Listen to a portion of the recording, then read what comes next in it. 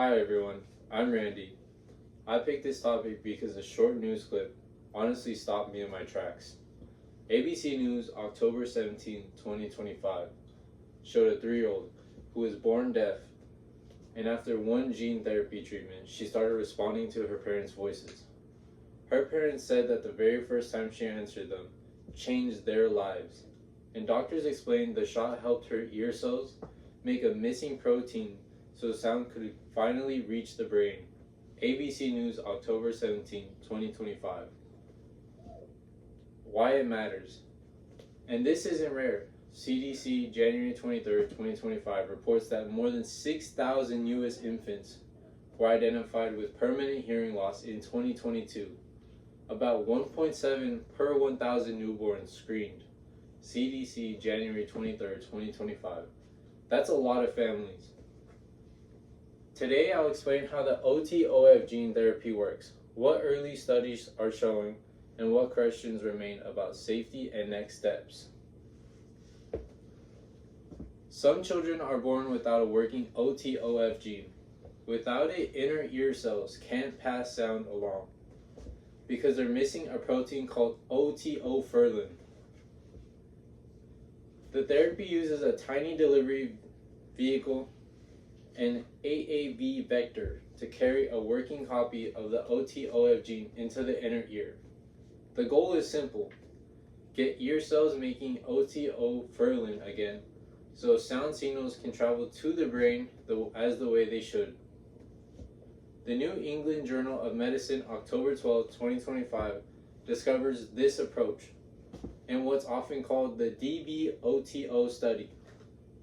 From NEJM, October 12, 2025. Clinicians also try to treat young because early sound helps speech and language, and doing both ears can help with direction, like being able to tell where a voice is coming from in a noisy room. Harvard Medical School News, January 25, 2024, explains that Logic and Mass Eye and Ear, June 5, 2024, shared updates from their team on kids' speech progress after treatment. HMS News, January 25, 2024, Mass Eye and Ear, June 5, 2024. So that's how. The next question is, does it actually work? The early results are pretty striking. In the NEJM multi-site study I mentioned, 11 out of 12 children showed clinically meaningful improvement, and 3 out of 12 reached normalized hearing across speech sounds. NEJM, October 12, 2025. That's not a tiny change. That's a real-world impact for families. School, play, and speech and everything. It's not just one team either. Reuters, February 24, 2025, covered another program that reported 10 of 11 children improved, and the youngest child reached normal levels in many speech frequencies. Reuters, February 24, 2025. When you step back, what stands out is that these are kids, not lab mice, actual families seeing their child respond to their voices for the very first time. Of course, whenever you hear gene therapy, the next thing everyone asks is it safe, and how long does it last?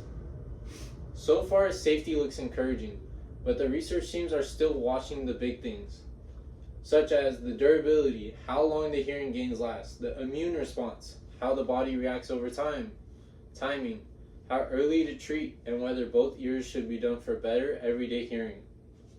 Harvard Medical School News, January 25, 2024, talks about the importance of early sound for speech and language.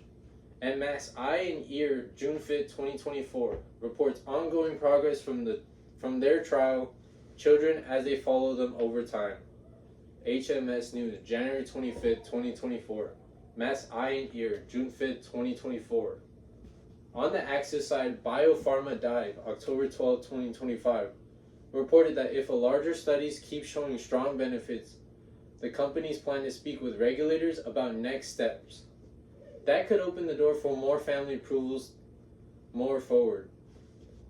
Biopharma Dive, October 12, 2025. So quick recap and one honest boundary. How it works. Deliver a working OTOF gene within a AAV vector so ear cells can make OTO furlin and pass along sound. What studies show? Most kids in one major study improved. Some reached normal hearing. A separate program reported similar results. What we're learning. Safety looks good so far, but researchers need more time to track durability, the best timing, and the benefits of treating both ears, and to make sure the therapy reaches the families who qualify. And here's the honest boundary. This doesn't cover every kind of deafness. It's aimed at children with OTOF related hearing loss. Even there, doctors are still refining the best approach. But for those families, this is a huge step forward. I want to end where I started. Think about that ABC News moment a small child turns toward her parent's voice for the very first time. It's not science fiction. It's a family hearing. I love you for the very first time. In a way they've never heard it before. That's why I chose this topic and why I think it matters. Thank you.